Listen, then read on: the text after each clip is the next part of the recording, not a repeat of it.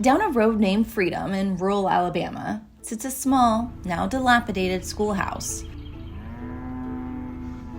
It once housed the students who organized interracial bus rides across state lines, known as the Freedom Riders, who went on to champion civil rights in America. A story of strife and hope. It's one that resonates with EPA Administrator Michael Regan. He's the first Black man to lead the agency charged with protecting not just the environment, but the health of those facing environmental inequity, a problem plaguing low-income Americans for decades. What's going through your head when you see all this? The actions of these people are why I'm here, how I got here. I'm standing on the shoulders of some people who didn't settle. My father grew up on a farm in eastern North Carolina, and until high school, my father's only 74, he studied by candlelight because the white landowners around would not allow them to run electricity to the farm. So for me, this history feels not so distant, and it feels very real. Communities of color are disproportionately affected by environmental inequality, getting hit harder by climate change and more likely to live in so-called fenceline communities. These communities have been ignored. There is an element of systemic racism that we are continuing to tackle, and that's why environmental justice and equity is so important. Regan, having grown up in one of those communities, hopes he can bring his personal perspective to the job. I grew up hunting and fishing with my father and grandfather, and there were times where I had respiratory distress because of pollution, so I couldn't spend time with them. I'd be relegated to the house. It was the 1980s, and his hometown of Goldsboro in east central North Carolina sat less than 10 miles from a now shuttered coal power plant. Growing up with dirty air, like other Black Americans who were exposed to 1.5 times more pollution than their white counterparts, Regan knew he wanted to focus on environmental sciences. And after graduating from North Carolina A&T State University and HBCU, he began his career at the very same agency he now leads. So what's it like going back now after being an intern? I remember those days just like yesterday. And of course, walking around as an intern, I never thought I'd be running the place. You've made it a point to travel to locations that other administrators haven't gone to. When you enter communities like the one we're in today, what are you hearing from the people?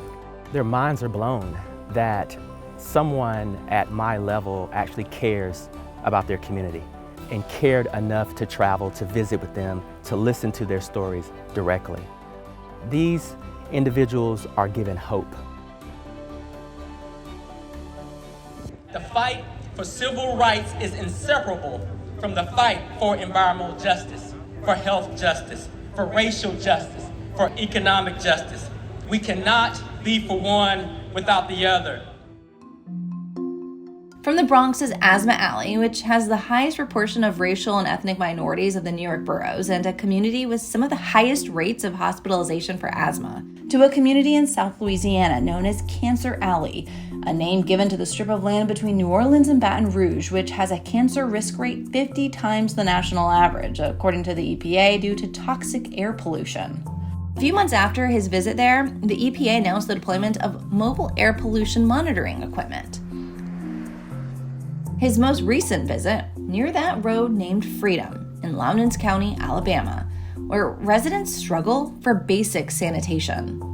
Wastewater system failures leading to raw sewage throughout yards and homes in the area known as the Alabama Black Belt for their rich topsoil that makes waste disposal a problem. This is not America. This should not be taking place in the year 2022. We have an open pit here, raw sewage flowing from this home. It's an issue that the recently passed bipartisan infrastructure bill could help tackle, just as it is set to replace lead pipes around the nation. While the agency is making strides, though, it's also one with issues, from the Supreme Court taking up a case that could limit the agency's ability to regulate emissions, to whistleblowers who accused the agency of corruption and downplaying hazards scientists warned about. How are you going to come in and make sure things like that don't happen again? The people at EPA work at EPA for a reason. They care about the environment, they care about people, and as long as we create an opportunity for them to have a seat at the table and we follow the science and follow the law, we have a staff that's ready to tackle the day. We lost over 1,000 employees just the last year of the Trump administration. They weren't respected.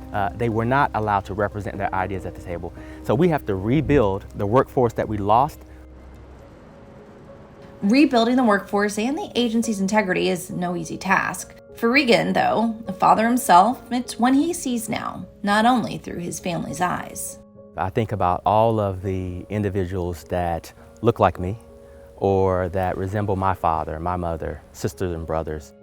But I also think about everyone in this country that are living in conditions that are less than desirable that we actually can effectuate and change. And so every day that I approach this job, I approach it with normal, regular people in mind. How can we make their lives better?